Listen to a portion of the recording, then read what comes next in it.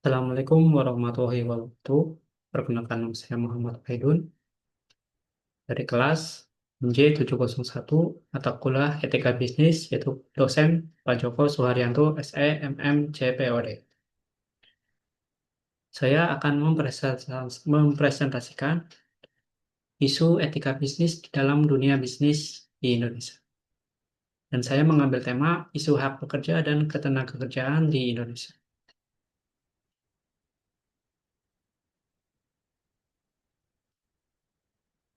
Yang berjudul Menatap Tahun Baru Buruh Upah Pekerja dan Sadar Hidup Layak. Itu dari Kompas. Latar belakang masalah yaitu dalam paparan kompas.id menjelaskan bahwa penetapan UMP 2026 mendapat sorotan karena dinilai belum mampu mencapai kebutuhan hidup layak (HL). Bagi pekerja, kondisi ini terjadi di tengah kelesaian industri, meningkatkannya PHK, serta lemahnya daya beli masyarakat. Rentang KHL berada di sekitar 3 juta hingga 6 juta per bulan di berbagai daerah. Banyak upah minimum masih berada di bawah standar hidup layak, sehingga menimbulkan persoalan etika dalam dunia usaha. Permasalahan utamanya yaitu upah minimum dinilai belum cukup memenuhi kebutuhan dasar pekerja. Ancaman PHK akibat kondisi industri yang lesu dan kesejahteraan karyawan menurun dan daya beli masyarakat yang lemah. Dilema yang dihadapi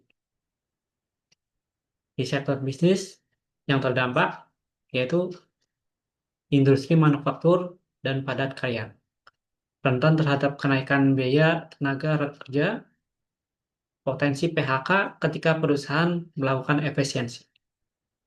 Di sektor retail dan konsumsi, daya beli masyarakat yang melemah dan mempengaruhi penjualan. Upah rendah menyebabkan konsumsi malah rumah rumah tangga menurun. Di sektor jasa dan UMKM, menghadapi dilema antara menjaga biaya operasional dan memberikan upah layak. Tekanan ekonomi membuat kesejahteraan kerja sering terabaikan. Analisis menggunakan teori etika bisnis, yaitu utilitarianisme, yaitu prinsipnya keputusan bisnis harus memberikan manfaat bagi banyak pihak. Analisisnya itu upah minimum yang rendah dapat membantu perusahaan bertahan di tengah kelesaian industri, namun pekerja kehilangan kesejahteraan dan daya beli masyarakat menurun. Yang kedua, proyek teori yaitu teori hak. Prinsipnya itu pekerja memiliki hak moral atas penghasilan yang layak dan kondisi kerja yang adil. Analisisnya itu ketika UMP dinilai belum mencukupi kebutuhan hidup layak, maka hak kesejahteraan pekerja berpotensi tidak terpenuhi. Yang terakhir yaitu stakeholder teori, yaitu yang terlibat adalah pekerja, perusahaan, konsumen, pemerintah, dan masyarakat.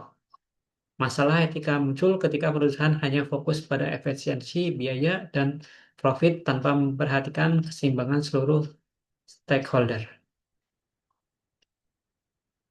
Dampak isu terhadap berbagai pihak. Dampak terhadap bisnis, resiko konflik industrial, dan aksi buruh. Produktivitas kerja menurun akibat tekanan ekonomi kerja. Reputasi perusahaan bisa berdampak jika dianggap tidak adil terhadap karyawan. Dampak terhadap konsumen, upah rendah menyebabkan daya beli melemah. Penurunan konsumen rumah tangga dapat memperlambat pertumbuhan ekonomi. Konsumen menjadi lebih kritis terhadap praktik bisnis yang tidak etis. Dampak terhadap masyarakat, yaitu ketimpangan sosial meningkat, ancaman pengurangan akibat PHK, stabilitas sosial berpotensi terganggu jika kesejahteraan pekerja tidak terpenuhi.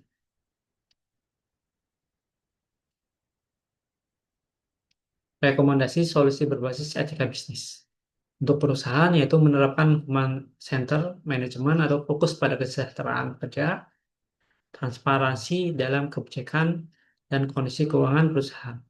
Intensif berbasis produktivitas agar pekerja memperoleh tambahan penghasilan. Untuk pemerintah dan industri yaitu penyusunan upah minimum yang lebih mendekati standar, kebutuhan hidup layak (KHL), dan perlindungan sosial bagi pekerja yang terdampak PHK. Kesimpulannya yaitu laporan Kompas.id menunjukkan bahwa isu UMP 2026 mencerminkan dilema etika bisnis di Indonesia antara berkelanjutan usaha dan kesejahteraan pekerja. Ketika upah minimum belum mampu menjamin hidup layak, muncul tantangan moral bagi perusahaan dan membuat kebijakan dengan mendekati pendekatan teori utilitarisme, reg teori, dan stakeholder teori. Dunia usaha dapat merumuskan kebijakan yang lebih adil, berkelanjutan, dan berorientasi pada kesejahteraan bersama. Demikianlah presentasi dari saya. Assalamualaikum warahmatullahi wabarakatuh.